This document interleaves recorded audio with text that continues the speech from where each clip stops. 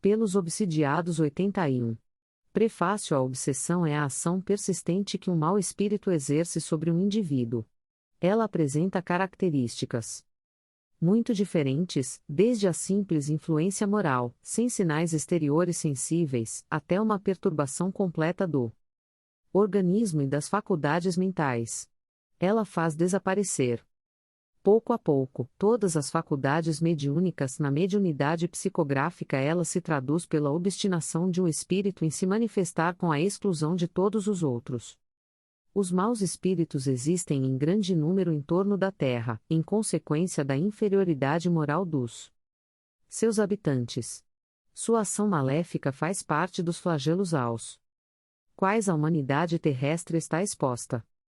A obsessão, assim como as doenças e todas as tribulações da vida, devem ser consideradas como uma prova ou uma expiação, e aceitas como tal. Assim como as doenças são o resultado das imperfeições físicas, que tornam o corpo acessível às influências perniciosas exteriores, a obsessão é sempre o resultado de uma imperfeição moral, que permite o acesso ao mau espírito. A uma causa física se opõe uma força física, a uma causa moral é preciso opor-se uma causa moral.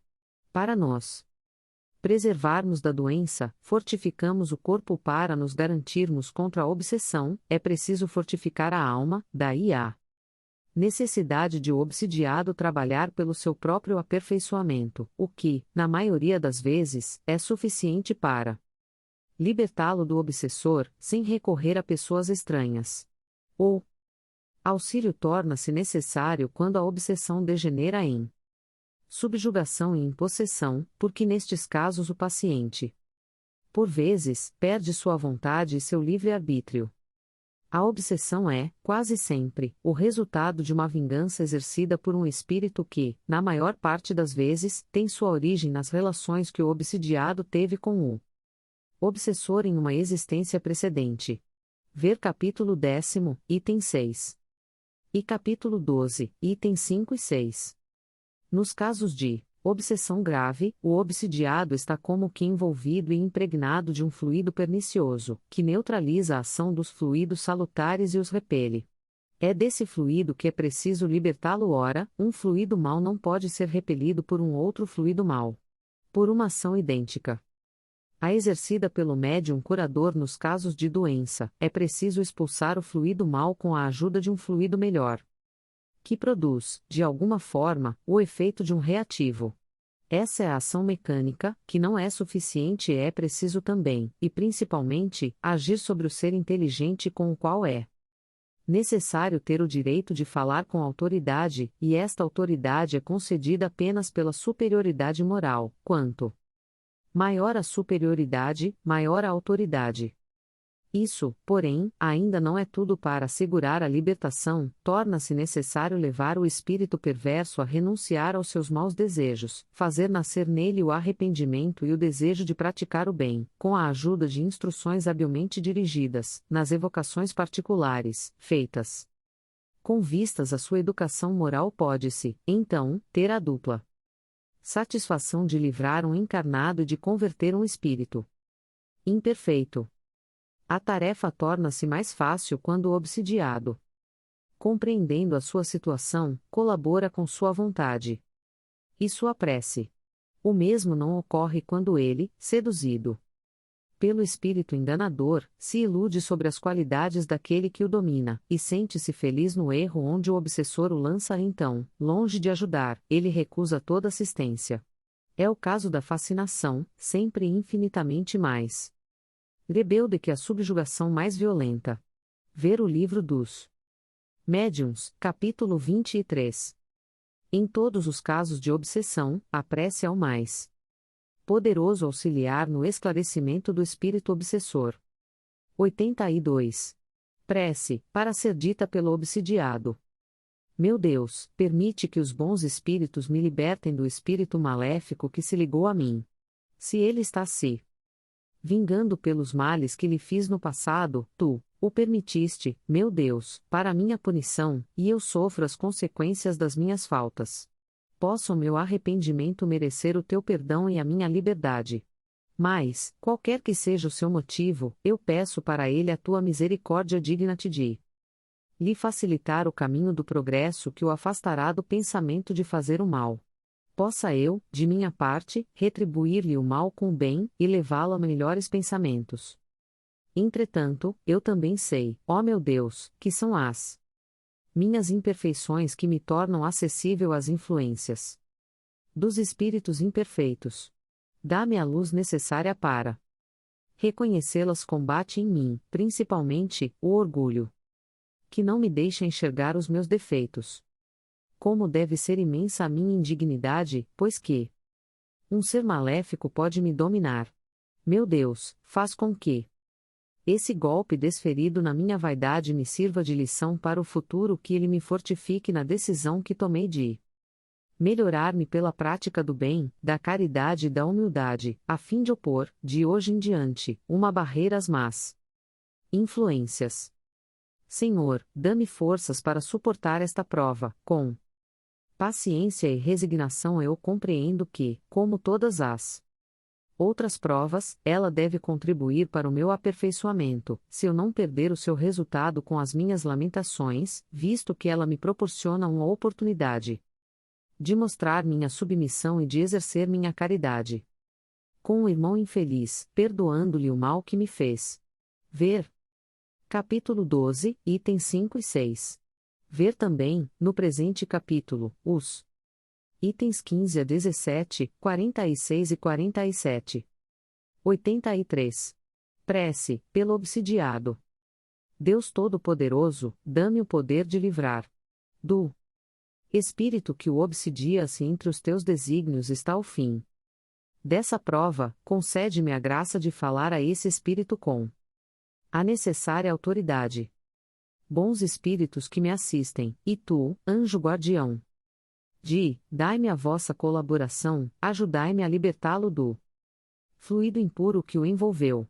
Em nome de Deus Todo-Poderoso, conjuro o espírito maléfico que o atormenta a si afastar.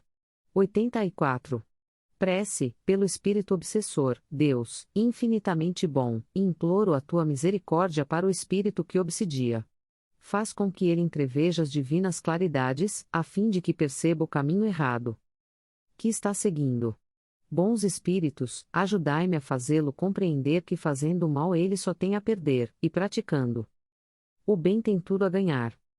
Espírito que te satisfazes atormentando, escuta-me, porque eu te falo em nome de Deus. Se quiseres refletir, compreenderás que o mal não pode conduzir ao bem, e que tu não és mais forte que Deus e os bons espíritos.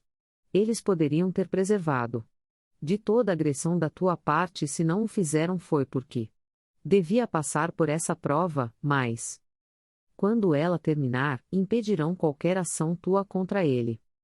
O mal que lhe tiveres feito, em vez de prejudicá-lo, servirá para o seu adiantamento, fazendo-o mais feliz. Assim, a tua maldade terá sido pura perda de tempo, e fatalmente se voltará contra ti. Deus que é todo poder, e os espíritos superiores céus delegados, que são mais poderosos que tu, poderão, então, pôr um fim a essa obsessão quando desejarem, e a tua tenacidade se esfacelará diante dessa suprema autoridade. Porém, por ser bom, Deus quer te deixar o mérito de terminá-la por tua própria vontade.